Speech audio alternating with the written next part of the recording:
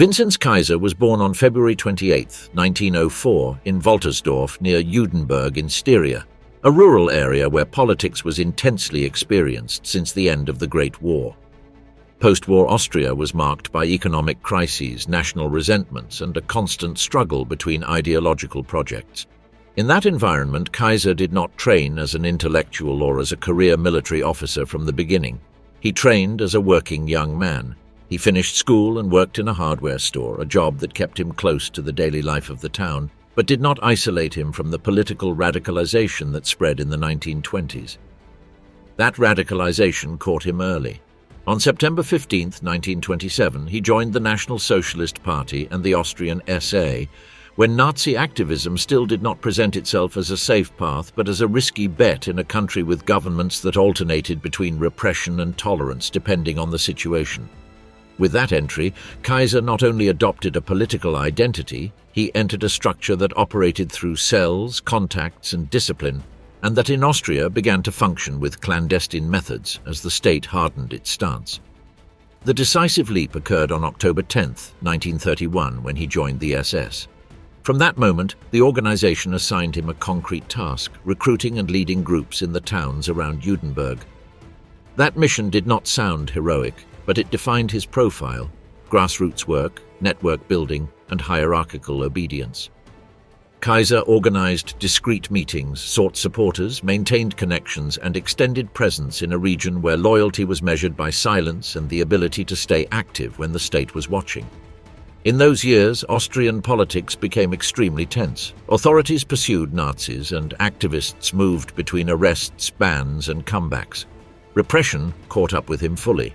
At the beginning of 1933, the Austrian government arrested him and detained him for 3 months for his affiliation and activity, and then he received a 6-week prison sentence linked to that activism. The experience did not break him. It pushed him to a more extreme step.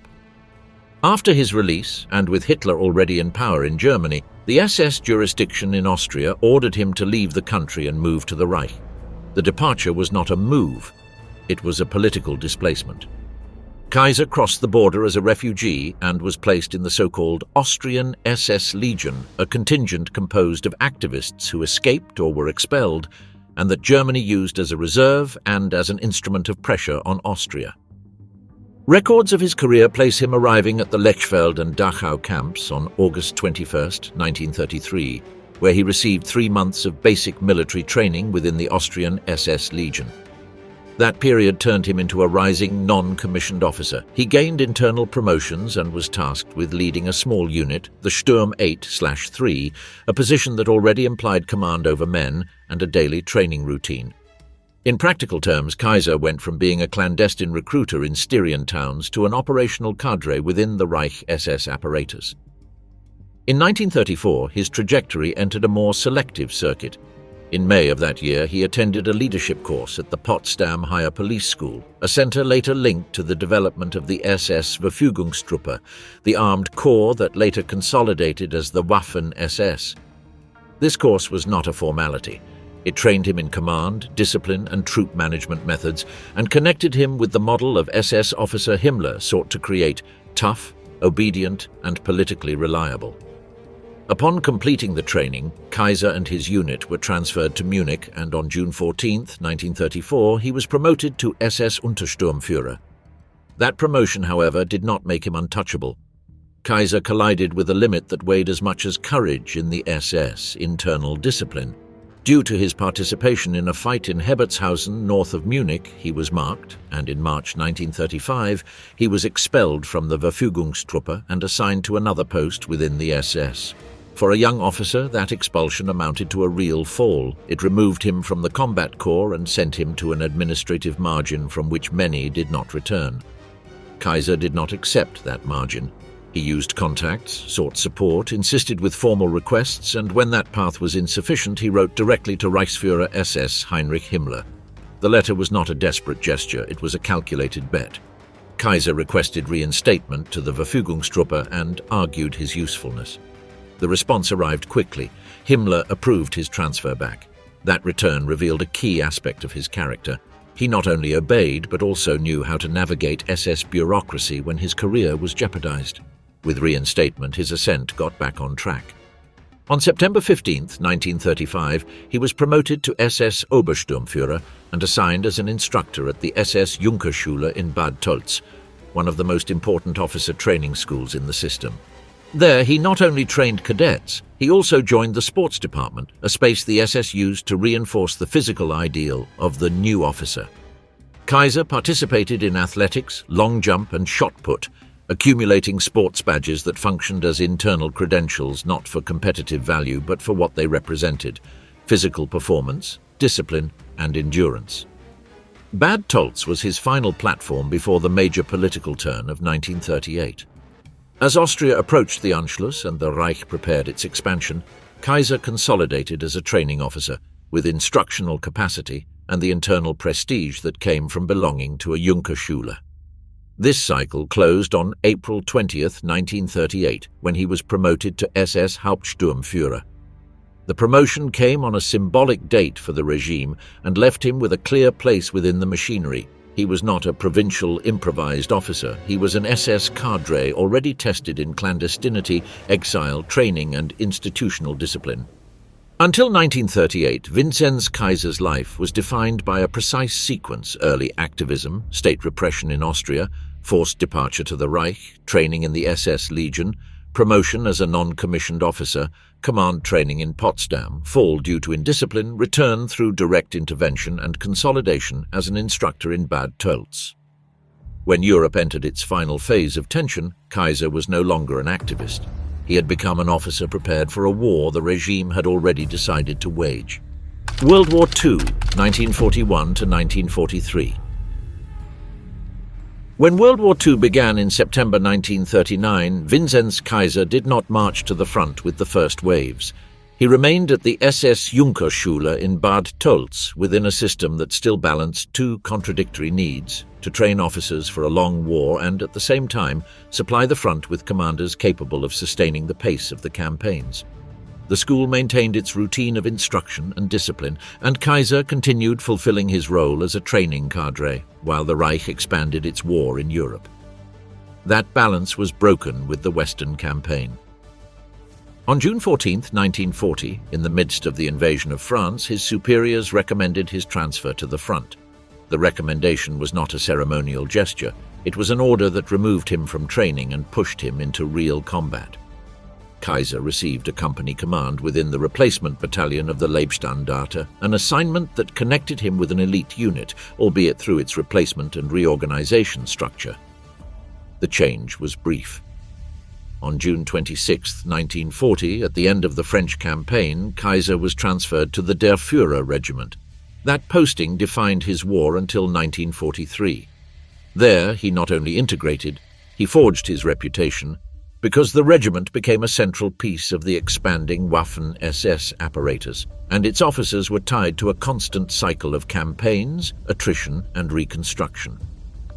In July 1940, the SS Verfügungstruppe moved to the Netherlands and then to France for occupation duties. During this period, the armed SS apparatus initiated a formal reorganization and adopted the name that would identify it from then on: Waffen-SS. The transfer to occupied areas did not mean rest. It meant training, rearming, personnel replacement, and preparation for the next leap. Within that framework, in September 1940, Káiser received command of the 9th Company of the 3rd Battalion of the Der Führer Regiment. The date marked a clear point. He was no longer an instructor. He became a company commander within a unit that the regime was preparing to employ as an offensive instrument. Reorganization continued. In December 1940, the Germania Regiment was transferred to the cadre of a new division in formation, while the Deutschland and Der Führer regiments remained as the base of the division that received a definitive name: SS Das Reich.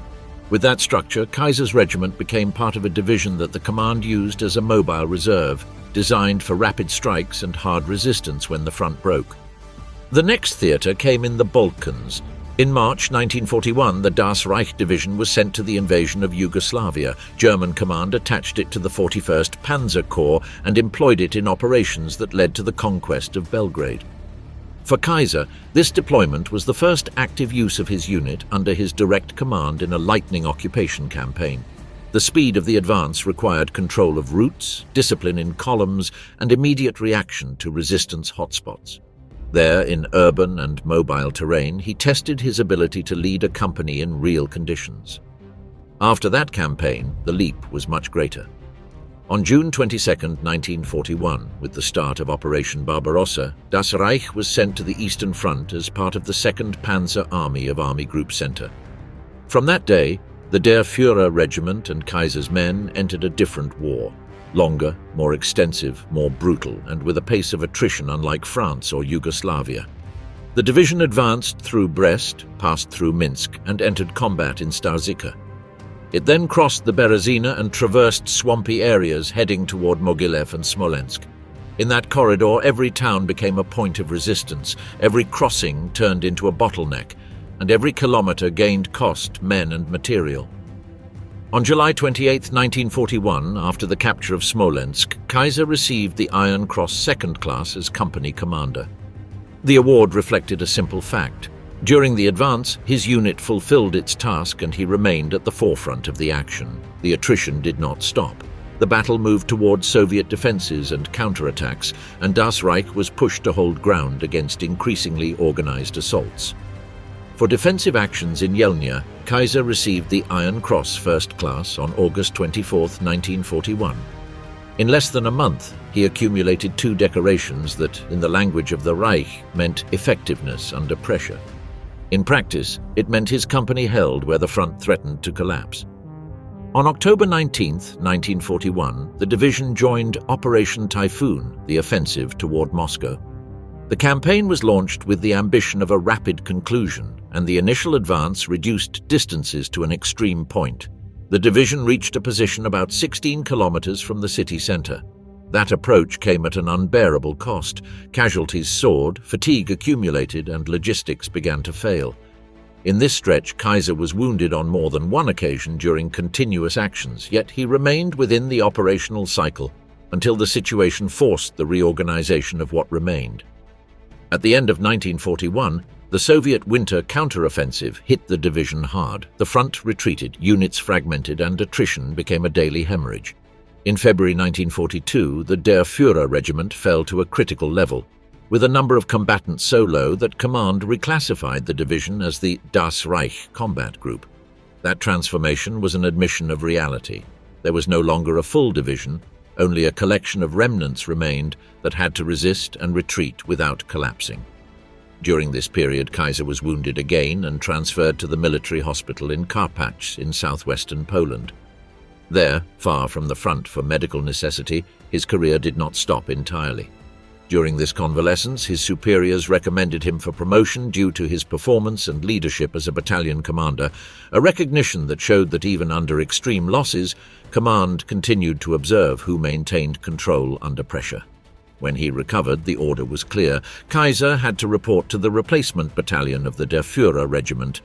Meanwhile, the Das Reich Combat Group resisted successive Soviet offensives until June 1942. That month, command ordered its withdrawal from the front. The decision marked a break. It was not a pause, it was a forced reconstruction for a unit that could no longer maintain its original form. The division was sent to France for reorganization and remained there until the end of January 1943. During those months, the regiment rebuilt cadres, received replacements, repaired equipment, and trained again to return to a war that, by then, no longer offered short campaigns or clean conclusions. Kaiser remained within this rearming machinery, with real experience in Yugoslavia and on the front toward Moscow, with accumulated wounds and internal prestige built at the hardest point of 1942, the Third Battle of Karkov. At the beginning of 1943, the SS Das Reich Division returned to the Eastern Front after its period of reorganization in France. The strategic situation changed abruptly. The German army had just lost Stalingrad, the Southern Front was collapsing, and Soviet forces were advancing at a speed that threatened to break the operational balance. Within this context, German command launched Manstein's counteroffensive, a maneuver aimed at regaining the initiative with concentrated strikes, not a continuous line. This logic drew Das Reich into a campaign that culminated in the Third Battle of Karkov. a struggle for a city that had already changed hands and that became once again both a symbol and a trap.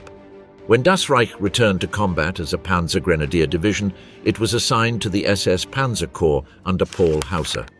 Its immediate mission was to hold the defense and, as soon as an opportunity opened, enter the counter-offensive seeking to cut Soviet flanks and recover key terrain. Karkov appeared on that map as an inevitable objective. It was a railway hub, a logistical reference, and a political piece that German command wanted to recover to convey the idea of control in the east. The terrain around the city offered natural defenses, rivers and approach avenues that turned every advance into a corridor of fire. None of this simplified combat. It made it slower, bloodier, and more confusing. In those days, Vinzenz Káiser no longer occupied a role as instructor or rear guard. Command gave him control of the 3rd Battalion of half-track armoured vehicles of the Der Führer Regiment, a unit designed to penetrate quickly, maintain pressure, and exploit breaches under fire. Káiser arrived at a front where the pace of decisions was measured in hours and where tactical initiative weighed as much as high-level orders. Das Reich approached Karkov from sectors where the Soviets had already prepared deep defences with anti-tank ditches, well-placed artillery, and infantry strongpoints that held neighbourhood by neighbourhood. When the German units reached the outskirts, combat stalled. An anti-tank ditch and artillery positions stopped the initial momentum, while other battalions of the regiment attempted to advance along parallel routes. At that point, German leadership faced the classic dilemma: insist and fully engage in urban fighting, or turn and execute the operational maneuver of encirclement and annihilation of retreating Soviet forces. That tension was embodied in a decision that defined the next phase. In the mid-afternoon, Hermann Hoth ordered Das Reich to cancel the immediate assault and move northeast, intending to cut off the Soviet retreat and prevent urban combat from consuming time and men. Hauser did not obey this order. He considered it too dangerous to break contact at that moment, with units already engaged and the enemy pressing on support points. To avoid remaining idle, he sent a detachment from another division of the Corps to perform the interdiction task and maintained the plan of penetration into the city with the main force. This disobedience was not a bureaucratic detail. It marked the difference between a maneuver operation and a battle of attrition within a street labyrinth. In parallel, a prior infiltration by elements of the Deutschland regiment opened a foothold behind the immediate Soviet lines. That advance created a bridgehead within the urban area and provoked violent Soviet counterattacks that threatened to crush the position before reinforcements arrived. In this context, the regiment command sent Kaiser's 3rd Battalion to hold and expand the sector. The original plan contemplated waiting for the arrival of a panzer battalion and entering with coordinated tanks and half-tracks. Káiser did not accept waiting. He arrived, assessed the fragility of the moment, and chose to attack. That turn defined his role in Karkov. Káiser decided not to limit himself to reinforcing the defensive front of the bridgehead. He ordered an attack from the bridgehead itself to relieve pressure on the I Battalion and, if possible, expand control inward. The action progressed rapidly. It pushed Soviet forces eastward, expanded the perimeter, and turned an isolated point into a more stable wedge. The key fact was not just the movement, it was the choice to attack without waiting for the tanks. That decision increased the risk, but it also exploited the enemy's confusion at the exact moment a counterattack tried to close the gap. The penetration reached the main train station. There, Káiser linked up with a reconnaissance element from the Leibstandarte, which had also advanced into the city. That connection established tactical continuity between SS Corps units, allowing the push to be maintained. The next morning, the western sector of Karkov was under solid German control. The subsequent pursuit punished Soviet forces in retreat, and the advance ended with a significant capture of material. Around 40 artillery pieces fell into German hands after the cut and collapse of defensive positions. Amid that urban and approach combat, Káiser also carried out specific actions that added to his record of decorations. During the fighting in Karkov, he destroyed 4 enemy tanks with handheld weapons, a figure that earned him 4 silver tank destruction badges. Such episodes served as proof for proposals of promotion and awards in a war where the symbolism of individual bravery coexisted with the cold calculation of the need for officers who could keep units cohesive under pressure. After the battle, formal recognition arrived in sequence. On April 6, 1943, Káiser received the Knight's Cross. His recommendation highlighted his prior effectiveness and personal bravery, typical formulations in award citations, but supported by the concrete fact. In Karkov, he took a tactical initiative that accelerated control of the western sector and, in the eyes of his command, justified the award. After Karkov, Das Reich did not gain real rest. The campaign moved into the summer of 1943 and the major armoured clash at Kursk, where the division was again caught in continuous attrition. Subsequent operations pushed it through a long retreat with successive combats and accumulated losses. On August 31, 1943, Káiser was wounded in the Mius area and had to be transferred to an SS hospital in Krakow. In his absence, battalion command passed to SS Sturmbannführer Helmut Kämpfer, a replacement that marked the end of Kaiser's most visible stage at the front of his unit in 1943, 1944, and the end of Vinzenz Káiser. After months of convalescence from the wounds suffered in 1943, Vinzenz Káiser became available again within the SS officer reserve. By then, the war was clearly turning against Germany, and High Command began moving pieces pragmatically, removing valuable veterans from the front to turn them into instructors and returning them to combat when the situation became desperate. On January 8, 1944, Káiser was assigned to the SS Panzer Grenadier School at Prosechtnitz Kinschlag, south of Prague, as instructor and commander of the SS Panzer Grenadier Lehr Regiment. Unlike a frontline unit, this Lehr Regiment functioned as a demonstration and testing formation. It trained tactics, refined combat methods, and evaluated weaponry at a time when the Wehrmacht and Waffen-SS could no longer afford any improvisation. Within this framework, the school worked to standardize procedures, train commanders, and prepare units for a front that changed week by week. The mission, however, was not comfortable. Káiser did not receive a full regiment of veterans. He received a mix of recruits and Volksdeutsche, ethnic Germans, with varying levels of training and backgrounds, and had to turn them into a coherent force. The problem was not only tactical. The school trained soldiers while the Reich demanded immediate results, and that tension ran through all of 1944. Evaluation reports within the SS system highlighted his stable temperament, correct character, and reliability, traits that distinguished him from the archetype of the histrionic officer that propaganda preferred to display.